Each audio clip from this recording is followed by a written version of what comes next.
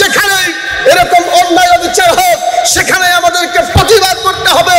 আমরা প্রতিবাদ করব। আমরা প্রতিবাদ জানাই না, শুধু আমরা চ্যালেঞ্জ করতে চাই। এই বাংলাদেশে লক্ষ লক্ষ যুবক তৈরি আছে। আমরা দেখতে পারি যে যুবকরা তৈরি, তারা শুধু অপেক্ষায় আছে আমাদেরকে ফিলিস্তিন পর্যন্ত এবং ইন্ডিয়া পর্যন্ত যেখানে অন্যায় হয় সেখান পর্যন্ত আমাদেরকে যাওয়ার রাস্তা দেখায় দেন, রাস্তাটা খুলে দেন, আমাদেরকে সুযোগ করে দেন। লক্ষ লক্ষ যুবক আছে যারা শাহাদাত পূরণ করার জন্য এক পায়ে খাড়া। কথা বলেন ঠিক না বেঠিক? কোন নেতা কোন নেত্রীর কথা আমরা শুনতে চাই না। কোন নেতার কথা যদি কোরআনের বিরুদ্ধে যায়, আল্লাহর বিরুদ্ধে যায়, সেই নেতাকে আমরা মানি না। কথা বলেন ঠিক না ঠিক? আমরা তো এমন নেতাকে মানি যে মদিনাওয়ালা, সেই মদিনাওয়ালার কথা আমরা মানি। মদিনাওয়ালার বিরুদ্ধে যদি কেউ আচরণ করে, আল্লাহর কসম তাদের জিহ্বাকে টেনে ছিঁড়ে ফেলতে আমাদের দ্বিধাবোধ হবে না। মদিনার পক্ষে যদি কেউ কথা বলে, তার পক্ষে আমরা কথা বলতে আমরা মৃত্যুকে ভয় করি না। কথা বলেন ঠিক না? এটার নামই হচ্ছে মুসলমান। সুতরাং প্রস্তুতি নাও, জিহাদের জন্য প্রস্তুতি নাও। এই যে কথা বললাম, আজকে দেখবেন কিছু মানুষের শরীরে চুলকানি উঠবো, বিকাল বেলায় ফোন দেওয়া শুরু করবো, হুজুর আজকে এমন গরম বয়ান দাই দিলেন। কথা কোন আছে না? এরকম লোক চুলকানি উঠে, হুজুর এরকম গরম বক্তব্য দেখলাম, আমি কারো বিরুদ্ধে কইছি। কথা বলেন, কারো বিরুদ্ধে বলছি, কারো নাম ধরছি।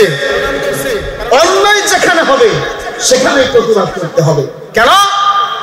এই কোরআন নিয়ে আসছে সত্য মিথ্যার পার্থক্য। এজন্য পবিত্র কোরআনুল কারীমের সূরার নাম হচ্ছে সূরা ফুরকান। ফুরকান এটা হচ্ছে একটি সূরার নাম। ফুরকান শুধু সূরার নাম নয়, বরং পবিত্র কোরআনুল কারীমের 55 থেকে 92টি নাম উল্লেখ করেছেন মুহাদ্দিসিন মুফাসসিরগণ। এর মধ্যে 5টি নাম আছে প্রসিদ্ধ। প্রথম নাম হলো কোরআন, দ্বিতীয় নাম হলো প্রসিদ্ধ ফুরকান। সুবহানাল্লাহ। ফুরকান হচ্ছে সত্য মিথ্যার পার্থক্যকারী। সুতরাং সত্য মিথ্যার পার্থক্য করতে যে আমাদেরকে যদি জীবন দিতে হয়, ইসলাম প্রতিষ্ঠিত করার জন্য জীবন দিয়ে দেব, কারো কোনো বাধা মানব না। কথা বলেন ঠিক না? এজন্য প্রতিবাদের শুরুটাতে হবে। মুসলমান ভাইরা আমার, যারা এইভাবে প্রতিবাদ করবেন, জিহাদের ময়দানে ঝাঁপায়া পড়বেন, তাদের এক নাম্বার, তাদের দুনিয়ার মধ্যে একটা পুরস্কার হচ্ছে তাদের মৃত্যুর যন্ত্রণা হবে না। বলেন সুবহানাল্লাহ। 2 নাম্বার পুরস্কার হচ্ছে জান্নাতে এদের জন্য। জান্নাতের মধ্যে এমন কিছু নিয়ামত দেওয়া হবে যা অন্য কাউকে দেওয়া হবে না। যারা দ্বীনের রাস্তায় শহীদ হয়েছে তাদের জন্য এই সমস্ত নাজ নিয়ামত। সুবহানাল্লাহ। এরপরে আল্লাহ তাআলা আরেক আয়াতের মধ্যে বলেন, ওয়ালা তাকুলু লিমান ইউকতালু ফি সাবিলিল্লাহি আমওয়াত বাল আহইয়াউ ওয়ালাকিন লা ইয়াশউরুন।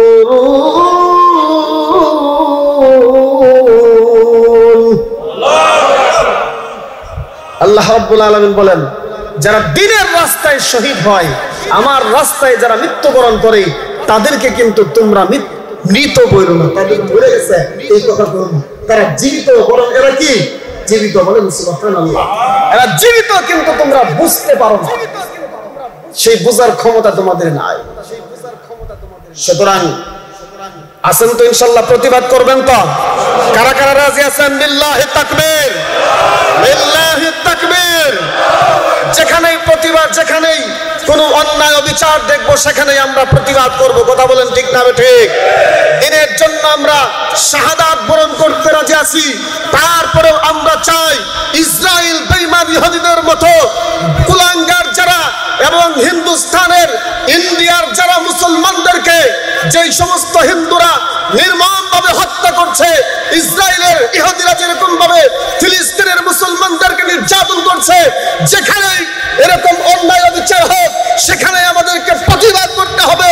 আমরা প্রতিবাদ করব। আমরা প্রতিবাদ জানাই না, শুধু আমরা চ্যালেঞ্জ করতে চাই।